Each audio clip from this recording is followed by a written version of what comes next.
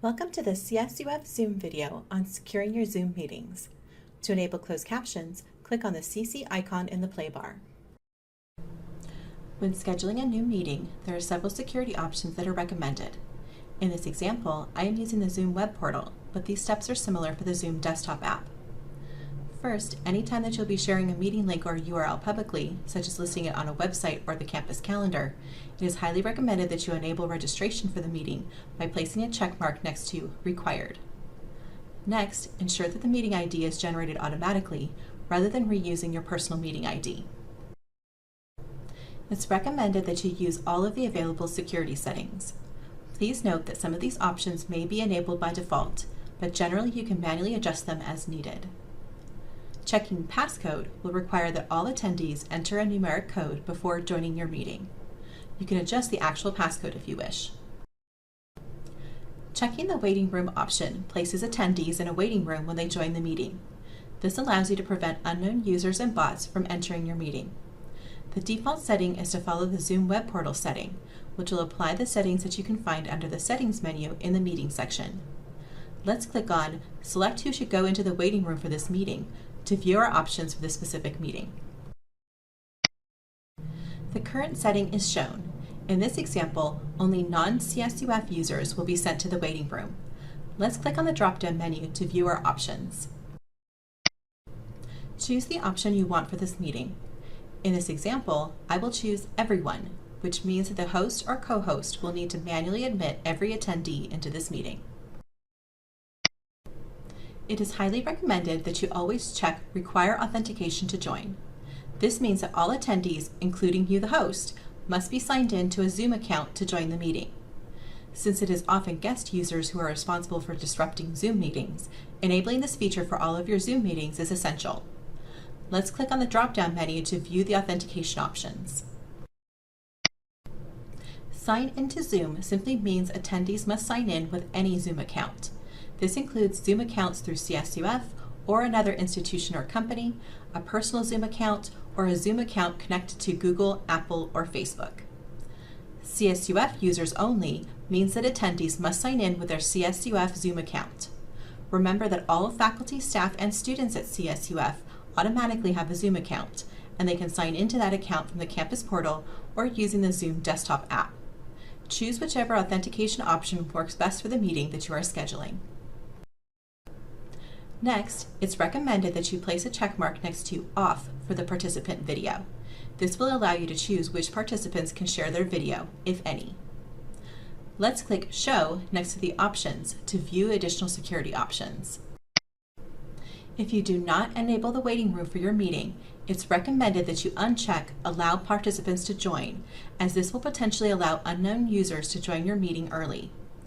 If you do enable the waiting room, checking this option will send users to the waiting room before the meeting starts, unless you have specifically allowed them to bypass the waiting room.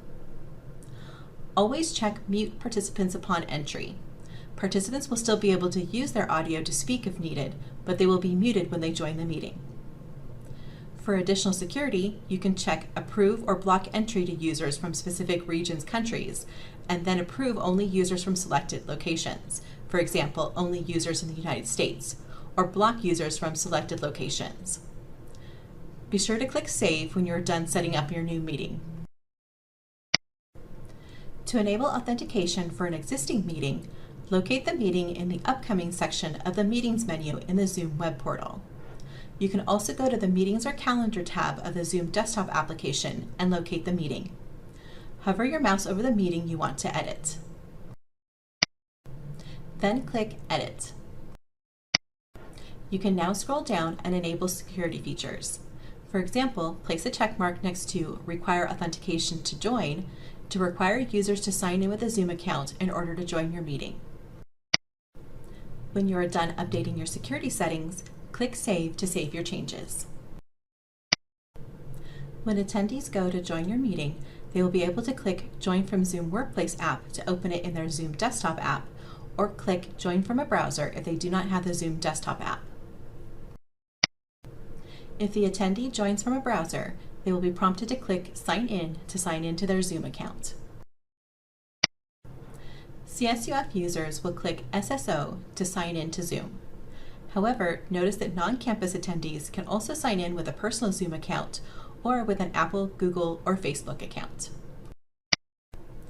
CSUF users will enter Fullerton as the company domain and then click Continue to go to the portal login. Once they've signed into the portal, they'll be taken into the Zoom meeting. It's recommended that you join your meeting a few minutes early to enable additional security features. Start by clicking on Host Tools. Notice that there are a lot of things that the participants are allowed to do in this meeting by default. You may want to restrict most of these options by unchecking them. In this example, I would click on Unmute Themselves to remove the check mark, which means that participants will not be allowed to unmute their microphone to speak. However, the host and co-host will be able to unmute a participant if needs be. Here you can see I've disabled a lot of the participant options. You can choose which ones you want to allow or disallow depending on your needs. It is recommended that you allow participants to rename themselves to allow them to set their preferred name. And allowing chat will allow participants to communicate with you or the co-hosts if you have not allowed them to unmute themselves. However, we can restrict chat options a little further, so let's click on the chat option. Click the three dots next to your meeting name. Choose the restrictions you want to apply to the chat. Note that these restrictions will not apply to hosts and co-hosts. Lastly, you may want to disable annotation for participants. Click Share. Select any screen or application window to share since you're only temporarily screen sharing to disable annotation. Then click Share. Click More in the screen sharing menu.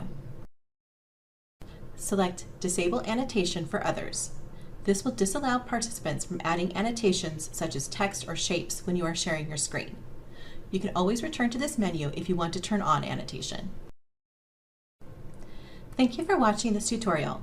Additional resources can be found in the notes for this video. Faculty or staff that need additional assistance, please contact the IT Help Desk at helpdesk@fullerton.edu or 657-278-7777. Students that need additional assistance, please contact the Student IT Help Desk at studentithelpdesk@fullerton.edu or 657-278-8888.